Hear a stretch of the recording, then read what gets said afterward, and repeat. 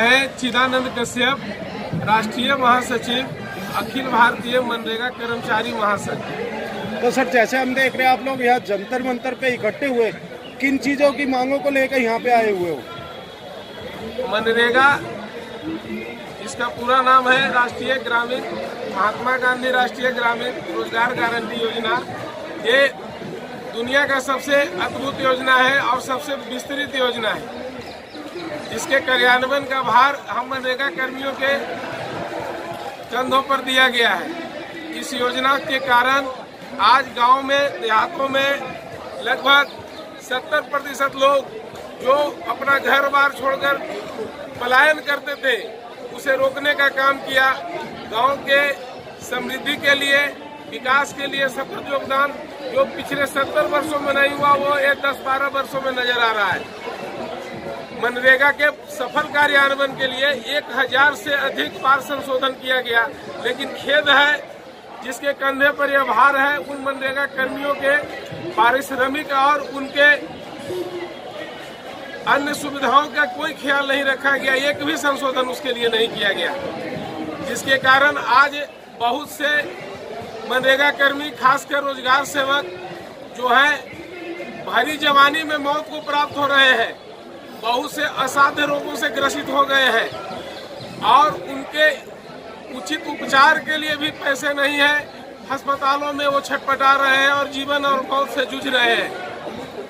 ऐसे मनरेगा कर्मी हैं जिनको 4000 और 5000 रुपये महीना पर काम करवाया जा रहा है और वो भी पैसा समय पर नहीं मिलता है। तो सर, जो ये लोग हैं, ये परमानेंट है या डेली वेज पर रखे गए? इन लोगों को कॉन्ट्रैक्ट के नाम पर रखा गया, लेकिन सुप्रीम कोर्ट का आदेश है कि 10 साल तक कोई काम करने वाले कर्मचारी को आप अस्थायी नहीं रख सकते हैं। लेकिन बावजूद इसके पिछले 12 वर्षों से हम लोग संविदा पर काम कर रहे हैं। एक और सरकार जहां 7वां वेतन मान जारी कर रही है, वहीं आज हम लोगों को 5000 और 6000 रुपये पर जीवन बिताना पड़ रहा है। तो सर, ये राज्य सरकार देती है या केंद्र सरकार आप लोगों को? हम लोग इसी द्वंद में पड़े हुए हैं। फुटबॉल की तरह हम लोगों का जीवन बन गया है।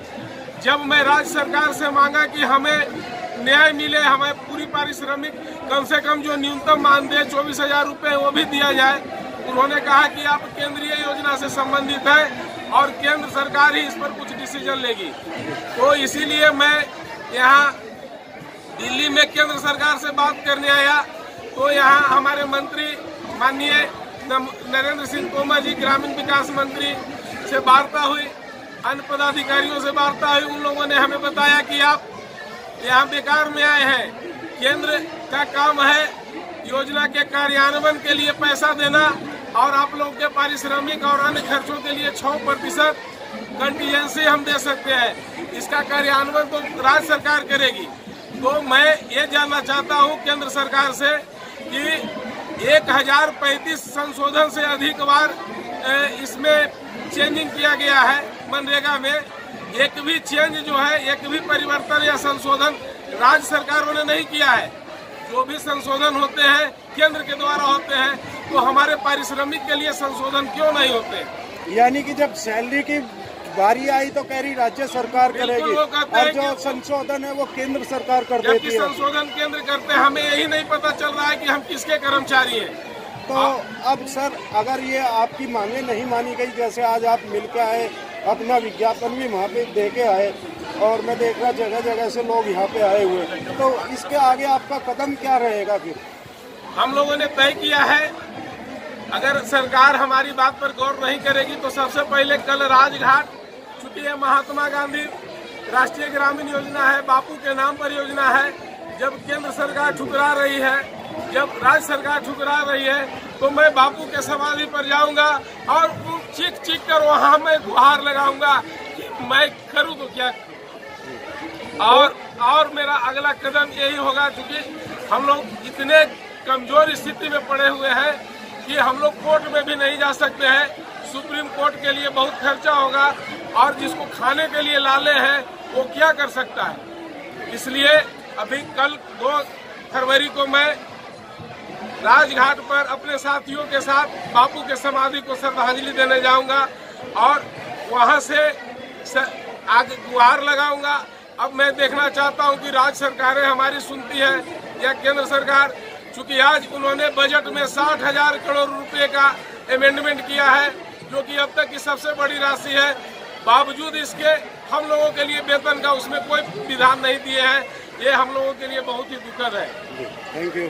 जैसे आपने कहा कि कल आप राजघाट पे जाएंगे, जैसे हम देख रहे हैं आज यहाँ जंतर मंतर पे हो, कल राजघाट पे जाएंगे, उसके बाद भी अगर आपकी सुनवाई नहीं होती तो आगे के कदम क्या उठाओगे आप लोग?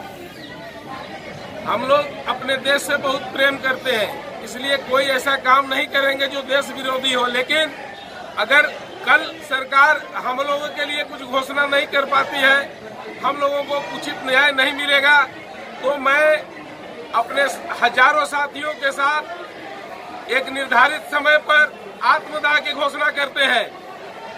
तो सर, क्या आत्मदाह की घोषणा करने के बाद आपको लग रहा है सरकार हिलेगी?